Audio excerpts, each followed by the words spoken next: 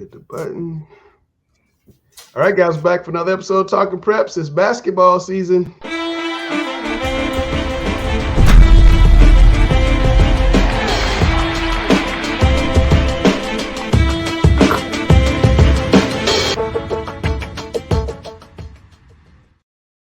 All right, I got the guru, Rick Lewis, the #1 voice of high school basketball in North Carolina. My man, Randall Clark, looking a little younger with his lights going on this week. How you guys doing? Doing well, thank you. Man. Glad to be back. All right, let's get right to it, Randall. Who are your players of the week for week whatever that was last week?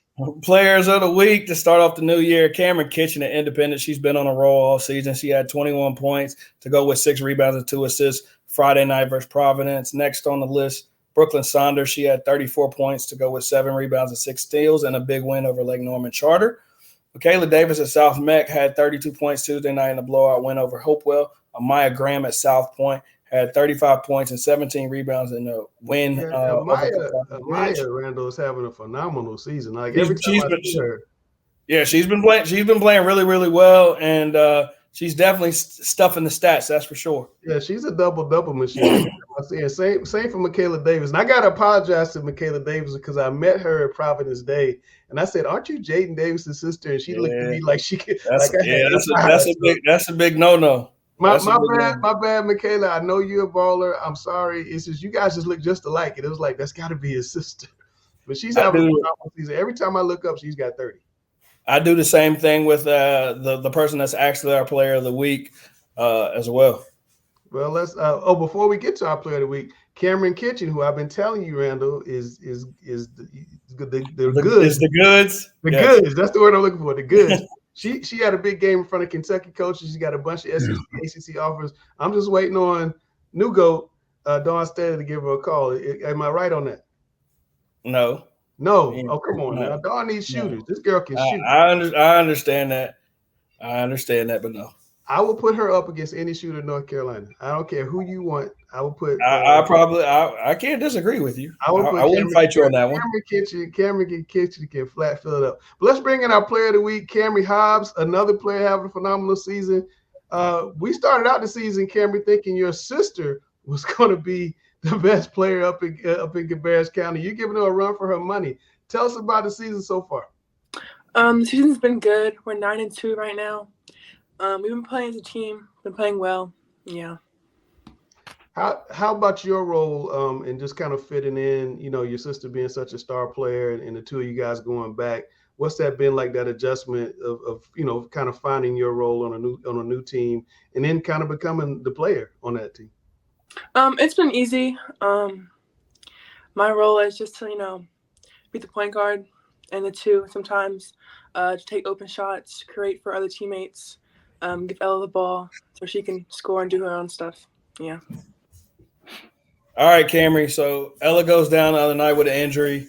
We come out Friday night. You don't have your sister with you. How was it walking onto the floor without her, and kind of what was your mindset going into that game? It was weird because I always the season together and stuff. But my mindset was to score and take over. I'm sure you enjoyed not having her on the floor screaming at you about getting her post touches. That's for sure. Mm-hmm. 34 points. I think you did a pretty good job, Camry. I think you did a pretty good job. Well, look, listen, congratulations on a great game. Thanks for joining us. Hopefully we get you back later on. Next week, we're going to start talking about Mr. and Ms. Basketball. Maybe you're on that list. I don't know. Mm-hmm. She's like, yeah, I need to be on that list, right? All right, Camry, best of luck to you. Thank you. All right. That's Camry Hobbs with J.N. Robinson. Rick, she's having a phenomenal season. There are a lot of players, kind of out of the blue this year having big years. I also want to talk about your boys' player of the weeks, Rick. Let's start out with Sadiq White.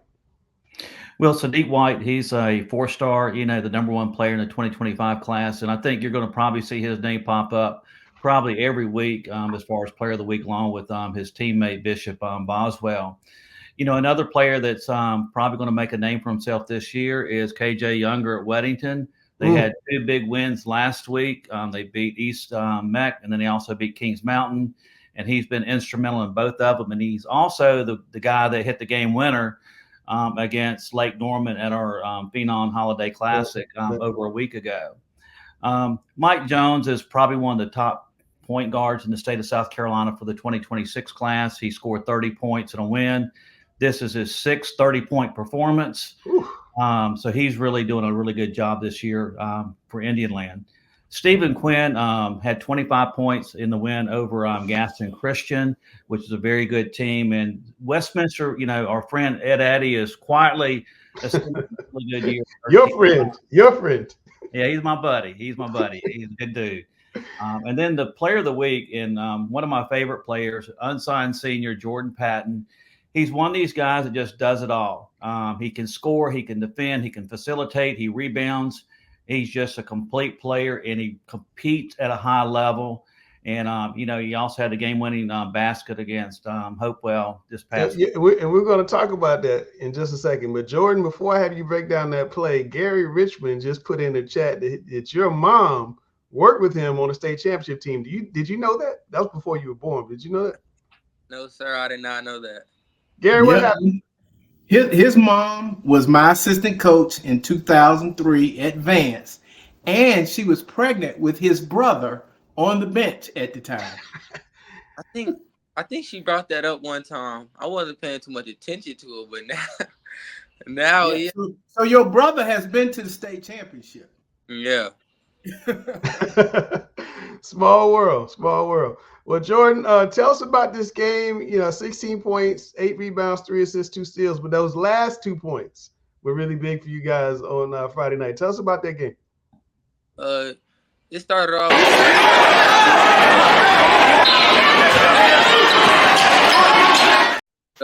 Sorry about that. It started off shots early. We had to pick up our defense because obviously, they have a Quay Watson who was hitting shots and he put them in the game for real. And we had to lock in on defense. And when we locked in on defense, I feel like we made a chance to come back, and then we made that run.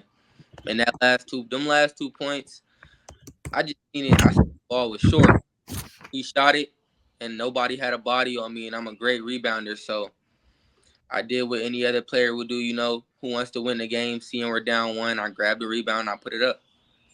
Coach, what'd you think about that play?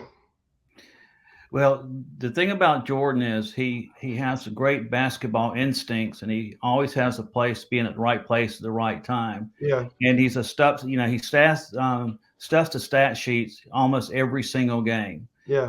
And like I said before, he's one of my favorite players because he competes every single play, and not many players do that. I do have a question for you, Jordan, and looking at Chambers' schedule, you guys have played one of the toughest schedules at the public school level. You've had 4 losses. You had Christ School, Myers Park, Central Bears, and Northside Christian. How does that tough non-conference schedule prepare you for a game like coming up against North Meck at North Meck? We just got to get better. Every game, all the losses we took, we go to practice the next day with the mindset to get better. Anytime we take losses, we always want to bounce back from those losses harder, stronger. And because nobody wants to lose, obviously we're all competing for a state championship. We all want to win.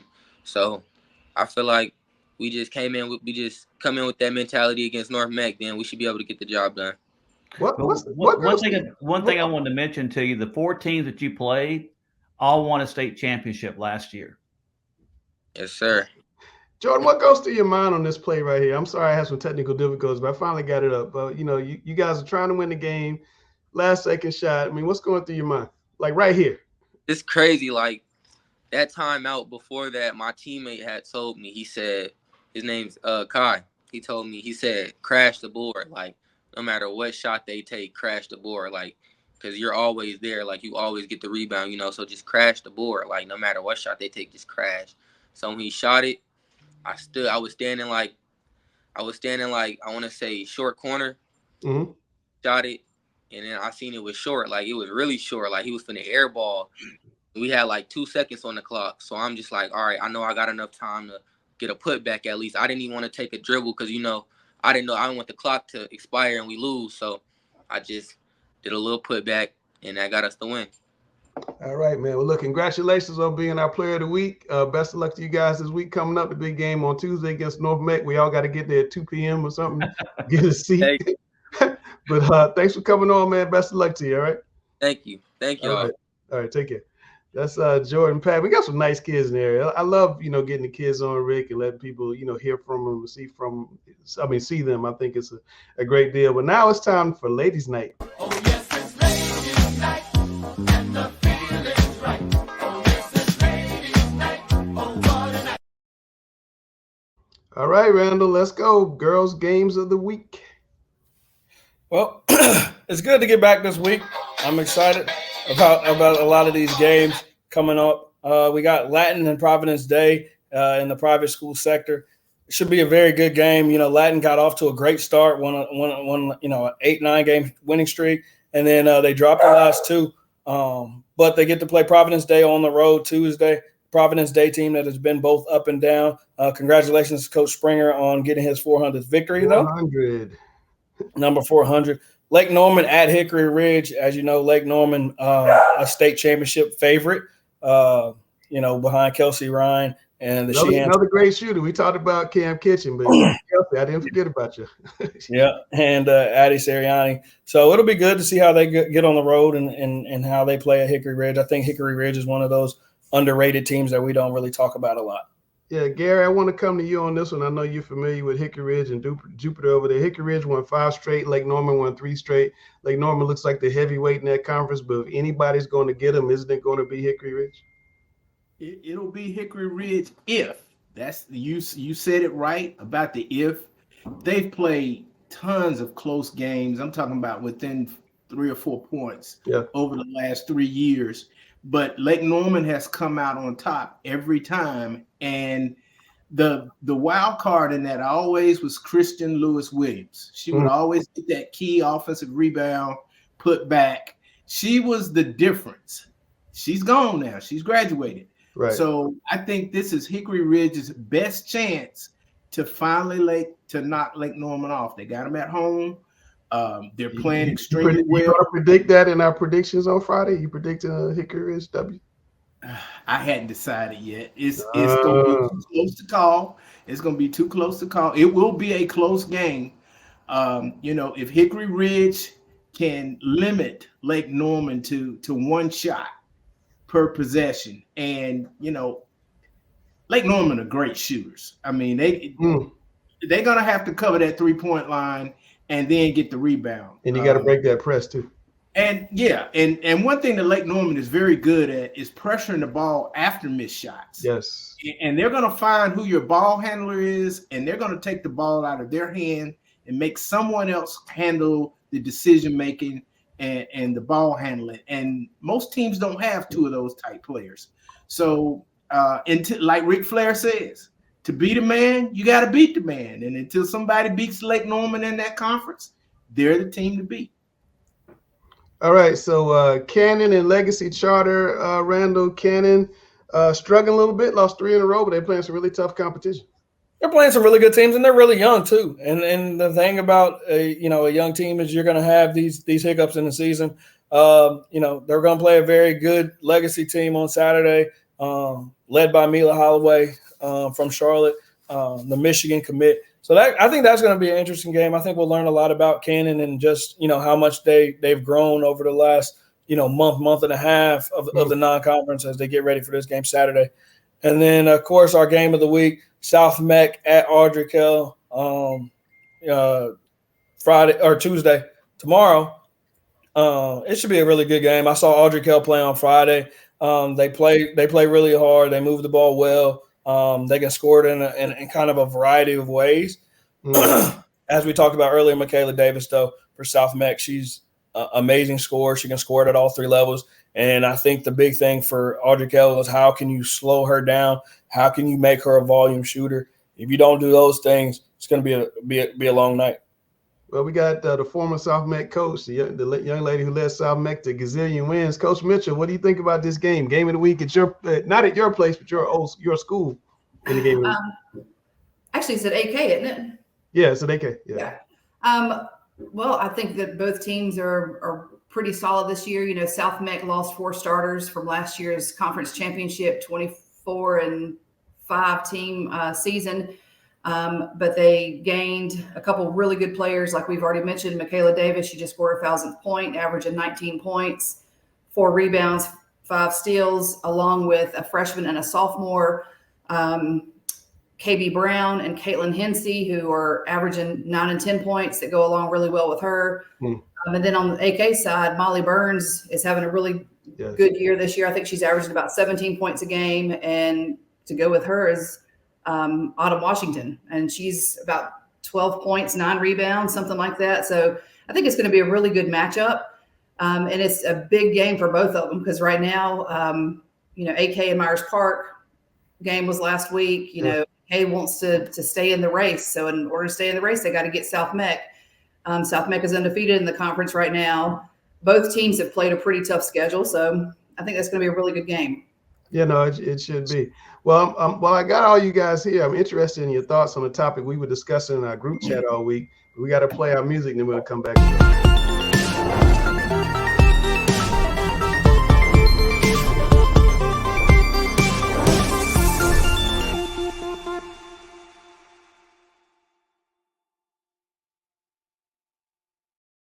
So we were talking in the chat this week about some of the lopsided girls basketball scores we've been seeing. And Coach Mitchell put together a list of scores. I don't want to mention the teams because that's kind of embarrassing to the teams. But, you know, every Tuesday and Friday all season, I've been seeing these crazy games. And there was an NCAA game. Grambling State the other day won 159-18. In Texas, a high school team beat another one 100-0. And the coach was fired right after that game. I want to get your thoughts on this because it seems to me like we've lost the middle class in high school basketball.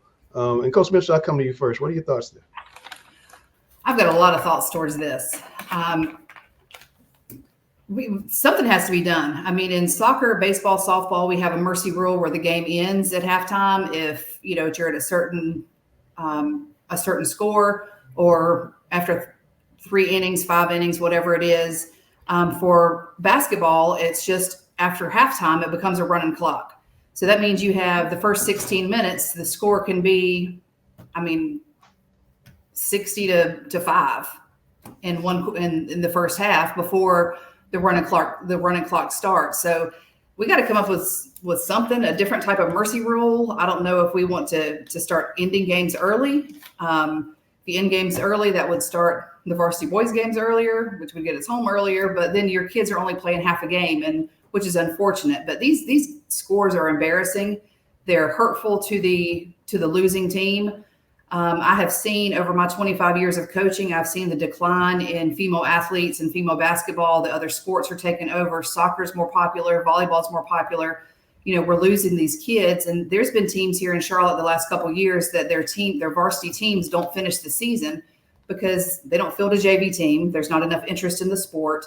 And then their varsity team, a couple injuries or, you know, a kid or two quit, you know, you get your brains beat out by these scores, you know, your teams are going to fall apart and then you're not going to finish. I mean, we've had this happen. The girls teams don't finish. And then, you know, you've got a lot of forfeits towards the end of the season.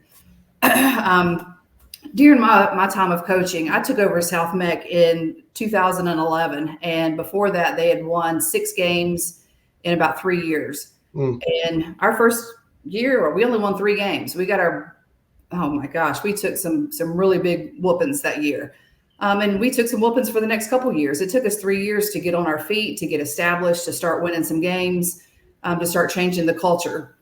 But that also says that I've been on the receiving side of those losses. I've been on the receiving side of getting beat by 50, 60 points, and they're not fun.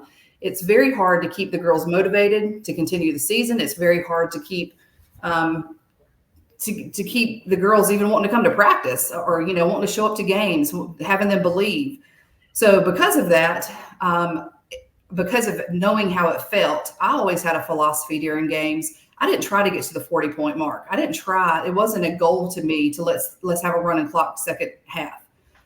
If we were in a big mismatch game where we knew that we could beat this team by 40, 50, 60, 70, 90 points, as we've seen, we tried to get something out of it. The second half, we would do something where, okay, these 3 minutes, you have to set 5 screens before we can score. This next 3 minutes, the only shots that we can take are mid-range shots. This 3 minutes, we're going to, you have to pass 10 times without a dribble. So do something, to get your girls to actually do something and get something out of the game instead of stealing layup, steal layup, steal layup, steal layup, because you can do that all day long against some of these teams. So that's just my 2 cents. We have to do something. There is, like you said, there's the really good teams and there's the teams that are really, really struggling. And we have to get somewhere in that middle ground. Yeah, Gary and Randall, I want to hold you guys off because you guys are going to talk about that a little bit later in coach versus coach. But Cam, you see a lot of girls basketball. Are you seeing that this great disparity between Team A and Team B quite a bit? Yeah, I am. I don't know what's really causing it, but a lot like Miss Christie said, I think there should be, coaches should really look at not just not looking to embarrass another team. I mean, that you're seeing some of those scores. I mean, it's just, it doesn't even make sense how a team could score that much with a running clock. But at the end of the day, I think there is a really wide discrepancy. Even when I do some of the rankings, I'm just looking and seeing box scores from some of the games, and it's crazy to see. Yeah, Rick, do you worry that 5 years from now we may not have as many girls teams as we have now? Maybe 30% less, 20% less. Was that directed toward me, Langston? Yes, sir. Yeah, I would imagine so. I mean, you're in a situation like Christy said that, it's no fun going out there getting beat by, 30, 40, 50 points. In some instances, it's even greater than that. So, what's the purpose of trying to field a team when you can't be competitive? And I think that's the most compelling argument to make. And also to dovetail on what Christy said, I've been on that side, especially during my travel ball situation over the years. But there's things that coaches can do. Like you said, no fast break points. You don't have to press. There's some teams still pressured, the team full court when they're up by 30, 40 points. There's no sense in that. Go back into a zone. And then on the offensive end of the court, like Christy said, pass the ball around 10 times without making a shot. Work on something that, work on your sets and work on your plays. Yeah, no, I think those are all really great points. And I appreciate Coach's passion. I know. And I have one more thing. Oh, please go ahead. I watched a girls' game last week that It was a 40-something point victory. And when the game was over, there were still 2 starters in the game. They were still pressing the entire time. And every player on that winning team did not see the floor. If you're up by 40 and your bench has not seen the court, there's something wrong with that. No, I 100%. I totally 100% agree with that. I agree with that. Let's leave it here, leave it there. It's time to do the boys games of the week. And Coach, I'm going to call up your big games so we can discuss those. You got several starting on Tuesday night. Well, there's definitely no shortage of talent when you have Chambers and North Meck going against each other, and you got Duke Sani, Isaiah Evans, who's a legitimate top 10 player in the country. They're one of the favorites to compete for the 4A championship along with Myers Park. There's also some youth on these teams as well. With Chambers, you have 2 super sophomores in Taurus Bowie and Marcus Carr. And then, of course, you got Ashton Pierce for North Meck. So, the shortage of talent won't be a factor in this game because these 2 teams are absolutely loaded, and it's always going to be a great game. And it's at North Meck. So North Meck, I think, is on a different mission this year. And Isaiah Evans is playing with one of the biggest chips on his shoulder. So, North Meck's going to be a different mission, like they're going to get to the state championship mission. Well, I tell you what, on paper, Myers Park, they got 3 high major prospects, but there's one thing about North Meck. You had a player in Isaiah Evans who can single-handedly carry a team to a state championship. So it's going to be a fun year. That's no doubt about it. I think the next game, South Meck. Wait, hold on 1 second, Rick. I want to hear what Cam has to say about Chambers. You've seen like every matchup these 2 teams have had over the last 3 years. I mean, what do you expect in this game, Cam? North Meck may be the better team, but at the end of the day, I mean, this is a rivalry game. I mean, we've seen games go to double and triple overtimes and stuff. I mean, it's going to be fun.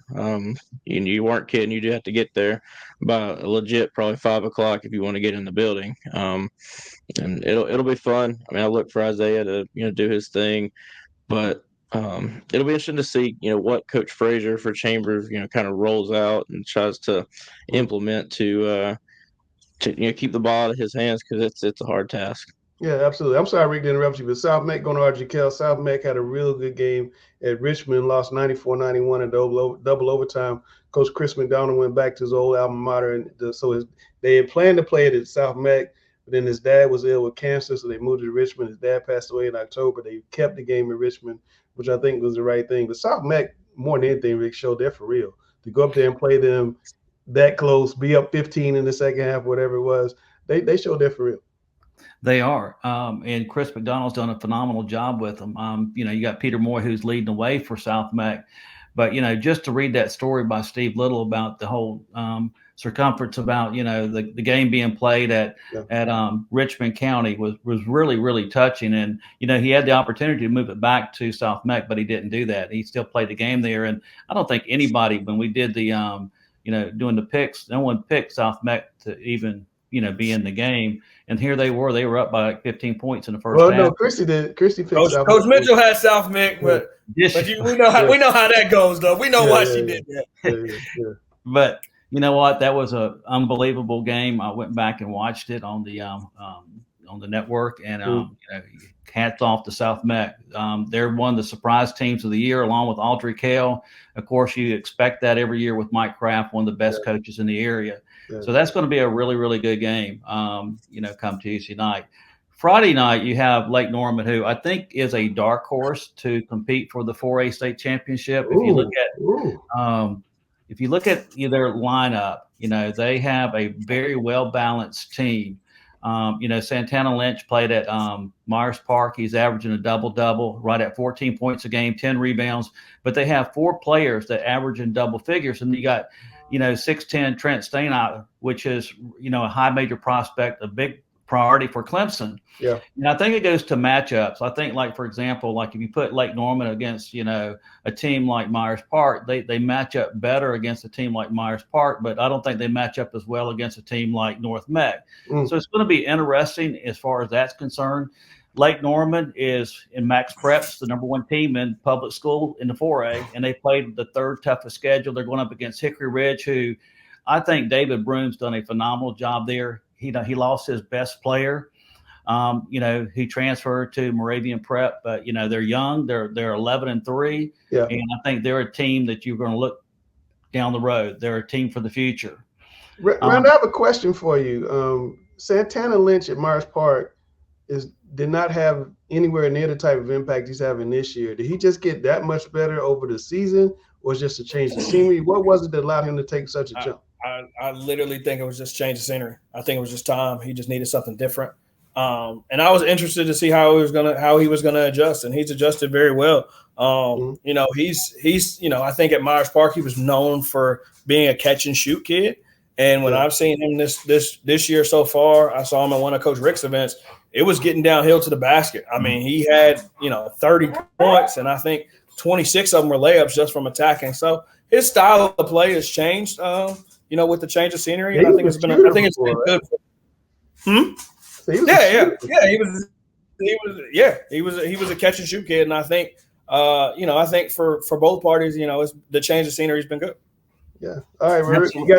I would agree that the thing about it is sometimes when you play on a team that has a lot of talent like Myers Park has, sometimes you can get lost in the shuffle, especially when you got 3 high major kids, which they had. And of course, they had Elijah Strong last year. So they basically had 4 high major, kids on that team. So I think the change of scenery has been good, but also it allows him to be a senior, and he's really the only senior on the team. So he's the leader of that team. So he's put in a little bit different role and situation, and I think he's embellished that role. And I think RC said a great point. He used to be a catch and shoot guy. He's really good attacking and going downhill. That's his strength right now. Matter of fact, he passes up some open threes, which he would normally take because he's been so successful going downhill. And also, he's sneaky athletic. I mean, he'll throw one down in your face. Well, Rick, I was not surprised you had Chambers on Tuesday night as a game of the week, but why did you have him against West Charlotte on Friday? What intrigued you about that one? It's a situation with Chambers. It's sort of a trap game for them because, hey, they're playing North Beck on Tuesday night. Okay. And then you have West Charlotte. Now, West Charlotte did beat Hopewell at Hopewell, but I think one or two of the players for Hopewell was not playing that night. But West Charlotte is a very young team. They're the type of team that if they just get on a roll, and of course, the other thing too is Chambers the next day is playing Cannon at the Carmel tip-off. So they're sort of sandwiched in between two really high-profile games. Yeah. Saturday, the MLK Phenom Hoop thing at Carmel Christian, always one of the biggest draws in the state all year long. Last year was the Myers Park game with Carmel Christian, one of the craziest high school games I think I've ever seen.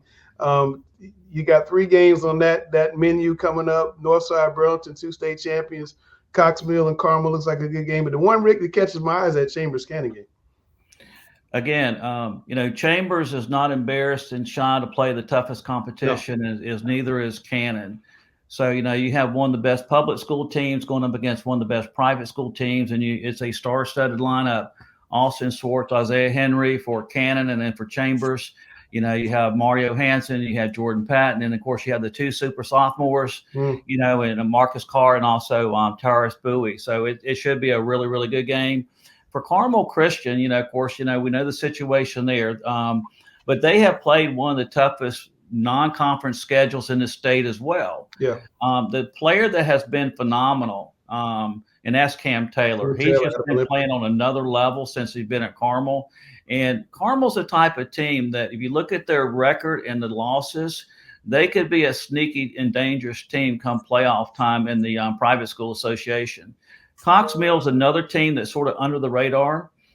They're young, and I think they're a team for the future. And, they're one of these teams that's very well coached, and I think that's going to be a really good game as well. Yeah, Cam, what would you tell people to look out for at Chambers and Cannon?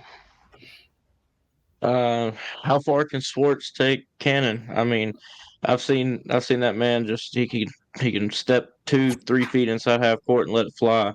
I look for a great game. My point was on that Cox Mill and Carmel game. I think that could be really interesting, actually. I mean, Cox Mill was down double figures to West Cabarrus just a few days ago and came back and won that game in overtime without Sean Dunn, one of their leaders. So I think that could be a really interesting game. How can Cam Taylor just lead Carmel to victory? Doesn't take much to get Cam to talk about Cabarrus County. At all, ever, never ever. I think the big thing for me coming into Saturday, I'm excited to see the young kids. I like T-Shawn Smith at Cox Mill. I like Cruz Miller at Cox Mill. Cannon has a freshman point guard that I saw, and I've been very impressed with him. So, and then Ariel Jones at Northside. I'm excited to see the young kids play Saturday night. Well, it should be fun. I'm going to get out and see a little basketball myself. All right, it's time for Coach versus Coach, and Coach Mitchell is going to be our host today. So I'm going to get everybody out of the shot, play the music, and Coach Mitchell is going to take it away.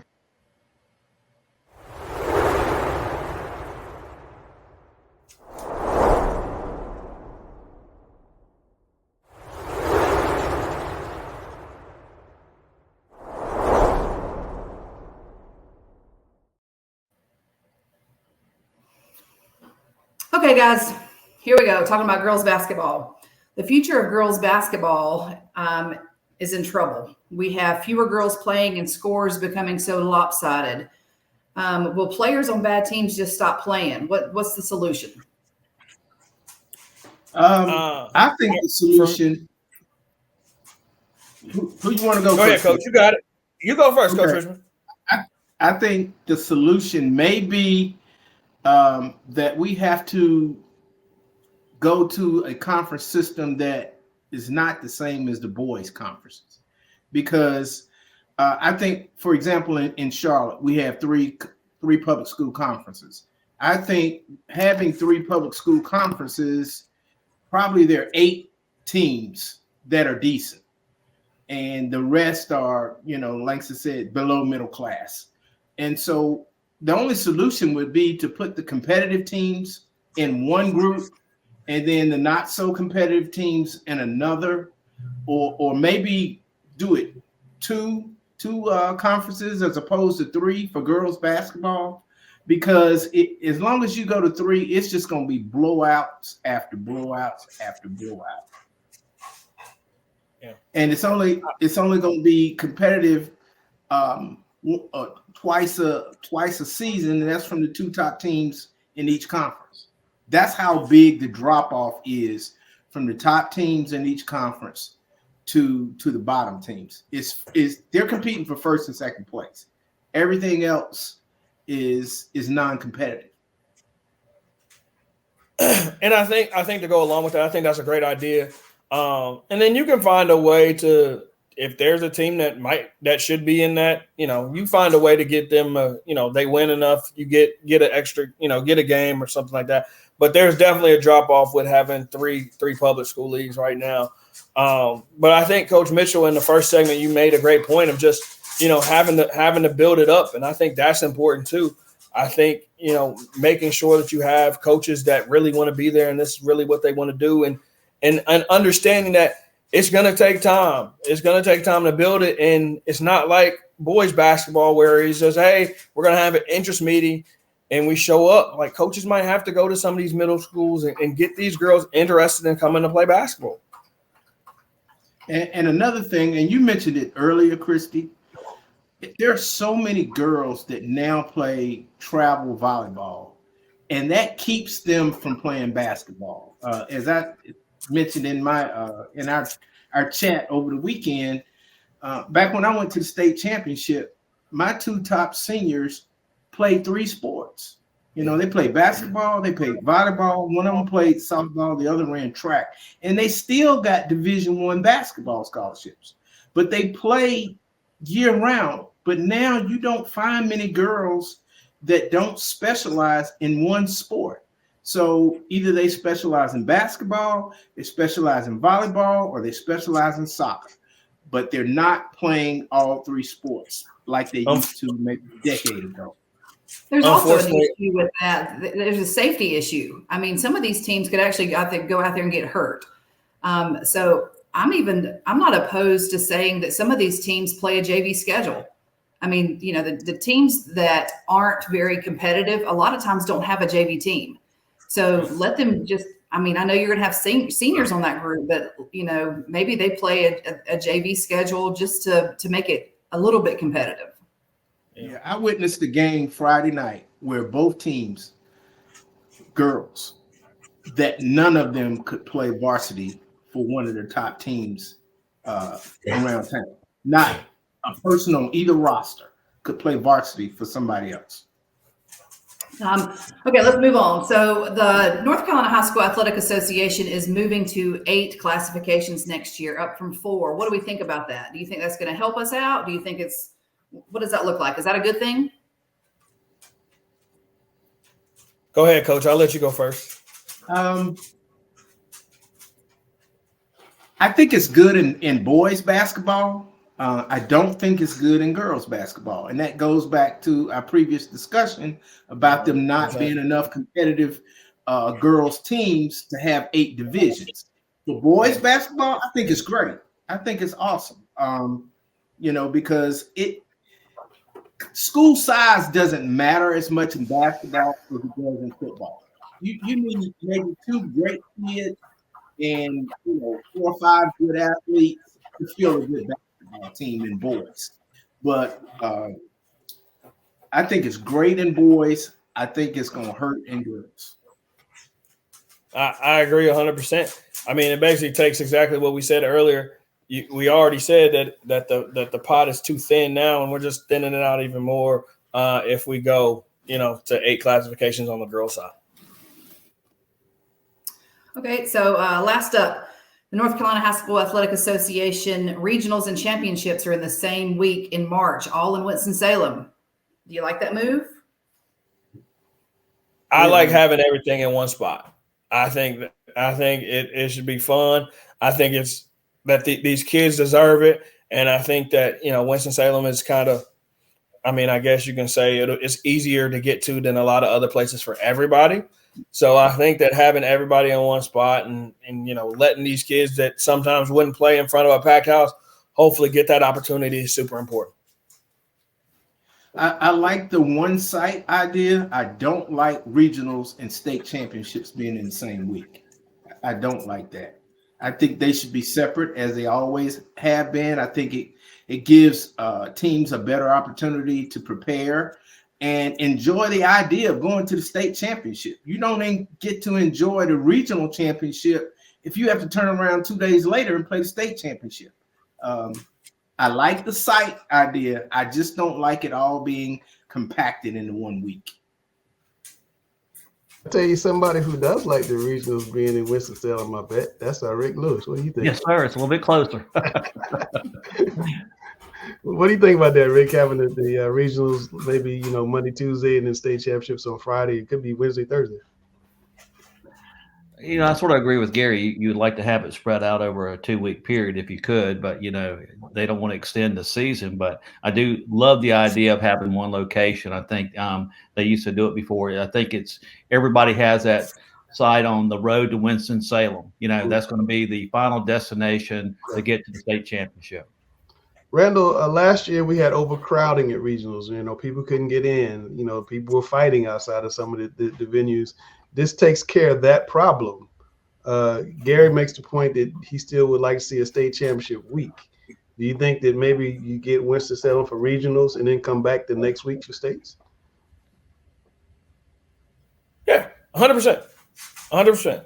Because what happens is when you get to states, when you split them up and you got a group at state and a group at Carolina, they don't get to play in front of a packed house. And some of these schools deserve it. So, yeah, I say you go 1 week in Winston, and then when you wait to state championship, get to enjoy it for a week and come right back and do it again. It's not – I don't think anybody's going to be like, oh, we don't want to go – we won last week. We don't want to go back to Winston-Salem. Coach Mitchell is a former coach. How do you feel about that, having the state and regionals the same week? I'm happy personally. I'm happy the state found a larger venue because they did need that. I don't know if I have an opinion about everything in 1 week or not. I know a lot of states do that, but just from a preparation standpoint, would that be difficult? And then how do you feel about it? Well, unfortunately, I never got to experience that like Gary. I never got to the state championship game before, but I think everybody's been used to having a week to prepare. But I do think it's a little bit easier now to prepare with the NCHSAA network. How easy is that to turn on and watch games? And so, when I first started coaching, we'd drive across town, look at your schedule, see, we're not playing tonight. I got to practice early so I can get across and watch Butler play tonight. You were sitting up in stands with your notebook, taking notes. That's not how you have to scout teams anymore. So no, I'm at home these days, Christy, with this thing. Right. It does cut down on the travel or trying to find a coach who will give you copy of tape. You have tape on this game. The only problem I have with NFHS is the schools that don't put the little siren up like that at the bottom where Randall Starks is going to be, where you put the score. Like, put the score up so we can see the score. And there's also some schools that take it down after the game and don't have it on demand, so you can't go back and watch it. Oh, is that right? Oh, absolutely. And those are probably the same schools that don't put their stats on Max PREPS. Yeah, you're 100%. Yeah, I really don't. That I don't understand, because you're really like hurting your kids. Like we do the end of season awards, and people like, well, my kid didn't get nominated, or my kid, is not on there. Well, we couldn't find any stats for your kid. Or like we do players of the week every week.